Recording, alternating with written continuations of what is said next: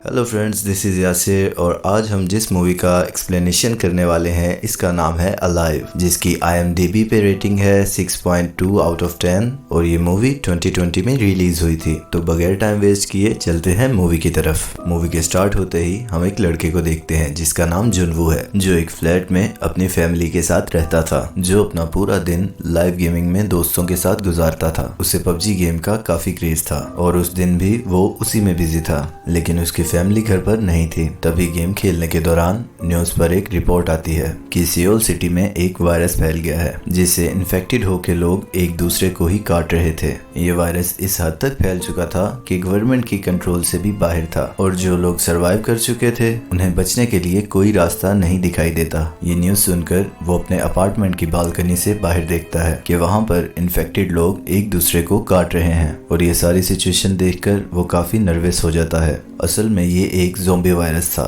जिसकी वजह से इन्फेक्टेड होके लोग ज़ोंबीज बन रहे थे। अब जैसे ही वो अपने फ्लैट में आता है, उसका एक नेबर जबरदस्ती उसके फ्लैट में आ जाता है, जो जुनवू को उसका वॉशरूम इस्तेमाल करने के लिए बोलता है। और तब जुनवू न्यूज देखता है कि लोग इन्फेक्टेड होकर कैनिबलिस्टिक नेचर शो करवाते हैं, उनकी स्किन बिल्कुल वाइट हो जाती है और आईज रेड। तभी उसका नेबर ज़ोंबी में कन्वर्ट हो जाता है, लेकिन फिर भी जुनवू उसे अपने फ्लैट से निकालने में कामयाब हो जाता है और फौरन वो दरवाजे को बंद कर लेता है। जुनवू को उसकी फैमिली का मैसेज भी आता है कि क्या वो ठीक है, और एक और मैसेज भी आता है, स्टे अलाइव। वो एक स्टिकी नोट पर अलाइव लिखता है और उसे अपने पेरेंट्स की तस्वीर के साथ लगा देता है और ये सब वो एज अ मोटिवेशन कर रहा था। जुनवू खुद को फ्लैट के अंदर ही बंद कर लेता है और मेन गेट के आगे फ्रिज रख देता है ताकि वो ज़ोंबीज अंदर इंटर ना हो सकें। हेल्प के लिए वो एक सेव नोट सोशल मीडिया पर अपलोड कर देता है ताकि कोई उसकी पोस्ट को पढ़ के उसकी हेल्प करे, लेकिन कोई भी उसकी मदद के लिए नहीं आता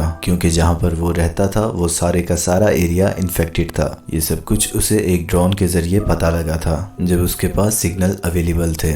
उसके सेलफोन की बैटरी भी डेड हो चुकी थी। नेबरहुड में ये वायरस तेजी से फैल चुका था और सब लोग ज़ोंबीज बन गए थे। इन ज़ोंबीज की एक खास बात ये थी कि ये ज़ोंबीज बनने के बावजूद अपने डेली रूटीन की सारी हैबिट्स याद रखते थे, जैसे कि मूवमेंट, सुनना, देखना। जैसे अगर ये सुबह ऑफिस जाते थे तो ज़ोंबी बनने के बाद भी ये ऑफिस जा रहे थे और यही इन ज़ोंबीज का एक नया कंसेप्ट था। जुनू को याद आता है कि वो रेडियो के थ्रू किसी से कांटेक्ट कर सकता है, लेकिन उसके घर में इस किस्म की कोई भी डिवाइस अवेलेबल नहीं थी। वक्त गुजरता जा रहा था और जुनू डेली मदद के लिए वीडियो बनाया करता था। हर वक्त घर में रहने की वजह से उसकी फूड सप्लाई और इंटरनेट और सभी नेटवर्क्स खत्म होते जा रहे थे। रात को वो एक पुलिस ऑफिसर को देखता है जो अपनी जान बचाने के लिए उन ज़ोंबीज से लड़ रही थी, लेकिन वो ज़ोंबीज उसे भी मार डालते हैं। सब कुछ जुनवू की आंखों के सामने हो रहा था।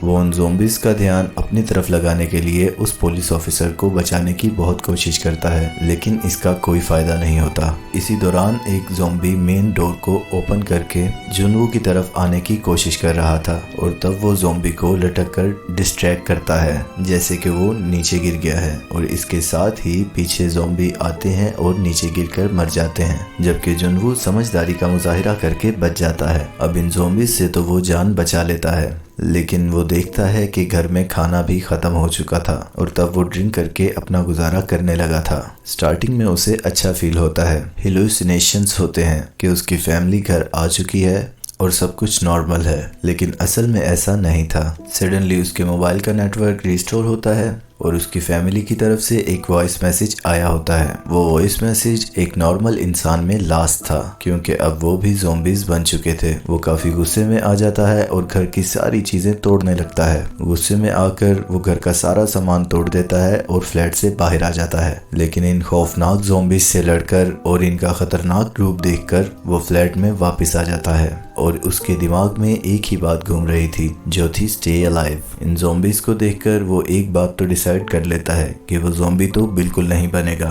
ये सोचकर वो खुद को फांसी लगाकर सुसाइड करने ही वाला था, तो तभी कोई सामने वाले फ्लोर से लेजर लाइट की मदद से उसे बचा लेता है। वो उठकर देखता है तो उसके सामने वाली बिल्डिंग में एक और सर्वाइवर बची थी जिसका नाम किम यूबिन था। वो दोनों डेली सिग्नल्स के थ्रू बातें किया करते थे। यूबिन ने अपने मेन डोर के अंदर एक ट्रैप भी लगाया था जिसके अंदर एक ज़ॉम्बी फंस जाता है और मौके का फायदा उठाकर यूबिन उसे मार देती है। यूबिन एक अच्छी लड़की थी, वो किसी को भी मारना नहीं चाहती थी क्योंकि सिचुएशंस कुछ ऐसी थी कि उसे उस ज़ॉम्बी को मारना पड़ा, क्योंकि अगर वो उसे न मारती तो वो ज़ॉम्बी शायद उसे मार डालता। यूबिन देखती है कि जुनवू काफी दिनों से भूखा है। वो उसे खाना देने के लिए एक रस्सी को अपने अपार्टमेंट से बांधकर उसकी तरफ फेंकने की कोशिश करती है, लेकिन जिस बॉल के जरिए वो उस रस्सी को फ्लोर तक फेंक रही थी वो वहां जाने के बजाय नीचे गिर जाती है। तब जुनवू अपना ड्रोन भेजता है और ड्रोन के जरिए उन दोनों के दरमियान एक रस्सी बांध दी जाती है और जुनवू तक खाना पहुंचाया जाता है,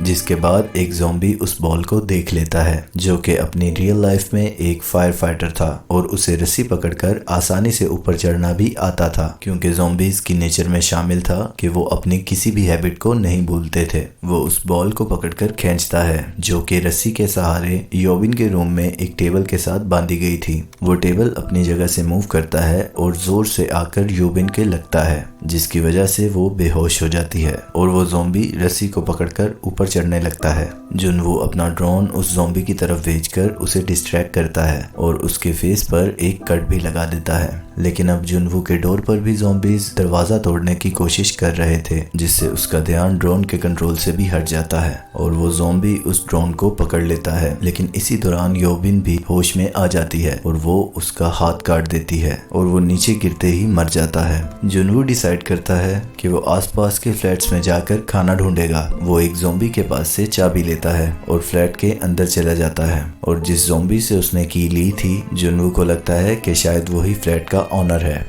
उसको वहाँ पर खाने पीने के साथ साथ वॉकी टॉकी, एयरफोन और माउंटेन हाइकिंग का सामान भी मिल जाता है, जिससे वो सोचता है कि यहाँ पर रहने वाला आदमी काफी एडवेंचरस था। फिर वो बेडरूम में जाता है और वहाँ पर एक लेडी को देखता है जो कि मर चुकी थी, लेकिन उस फ्लैट का मालिक आकर जुनवू पर अटैक कर देता है। जुनवू किसी तरह अपनी जान बचाकर वहाँ से निकल जाता है। वो एयरफोन की हेल्प से रेडियो के थ्रू मैसेज भेजना चाहता था, लेकिन अनफॉर्चुनेटली रेडियो भी डाउन था। अब जुनवू एक वॉकी टॉकी यूबिन को भेज देता है। वो दोनों वॉकी टॉकी के जरिए काफी दिनों तक एक दूसरे से बातें करते रहते थे। यूबिन जुनवू को बताती है कि उसे हाइट से बहुत डर लगता है। यहाँ पर हमें ये रियलाइज होता है कि खाने पीने के अलावा एक इंसान को दूसरे इंसान की जरूरत पड़ती है, क्योंकि अकेलापन भी किसी नुकसान से कम नहीं है। पानी पीने के लिए ये दोनों बाहर कंटेनर्स रखा करते थे। जब बारिश होती थी तो वो कंटेनर्स पानी से भर जाया करते थे। एक दिन बहुत सारे ज़ॉम्बीज उस पूरे अपार्टमेंट में फैल जाते हैं। उन ज़ॉम्बीज की मूवमेंट से ऐसा फील हो रहा था जैसे बारिश हो रही है, लेकिन असल में वो उन ज़ॉम्बीज के भागने की आवाज थी।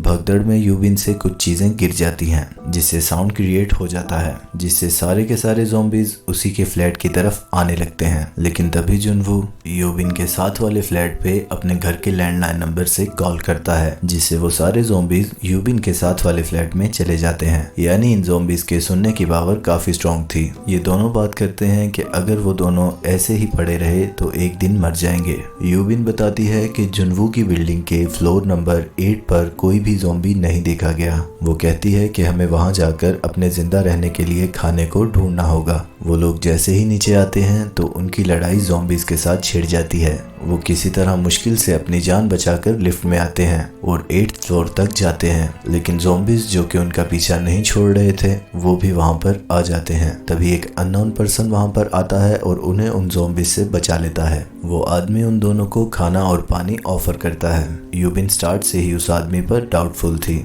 जिस वजह से वो खाना नहीं खाती, लेकिन फिर उसे मजबूरन खाना पड़ जाता है। वो आदमी सच में एक अच्छा पर्सन नहीं था। वो उन्हें धोखा दे रहा था। उसने उन दोनों के खाने में बेहोशी की मेडिसिन मिलाई थी। उन लोगों के बेहोश होने के बाद वो उन्हें बांध देता है। असल में ये आदमी अपनी ज़ॉम्बी बीवी के लिए यूबिन को एज अ फूड लेकर जा रहा था। वो यूबिन को अपनी ज़ॉम्बी वाइफ के रूम में फेंक देता है, लेकिन तभी जुनवू को होश आता है और वो उस आदमी को गन पॉइंट कर देता है, लेकिन वो फिर भी उसकी नहीं सुनता। यहाँ पे यूबिन अपनी समझदारी का मुजाहिरा करती है। वो एक कपड़े से उस ज़ॉम्बी का फेस ढक देती है और उसी आदमी के ऊपर छोड़ देती है और वो औरत अपने ही हस्बैंड को काट लेती है। अब यूबिन ना चाहते हुए भी उन्हें मार देती है और गोलियों की आवाज सुनकर सारे ज़ॉम्बीज उस फ्लैट की तरफ बढ़ते हैं। तभी यूबिन जुनवू को कहती है कि वो उसे शूट कर दे, कि तभी उन्हें हेलीकॉप्टर्स की आवाज आती है। वो लोग ज़ॉम्बीज का काफी मुकाबला करते हुए बिल्डिंग की छत पर आ जाते हैं। लेकिन अफसोस कि वहाँ पर कोई भी हेलीकॉप्टर नजर नहीं आता।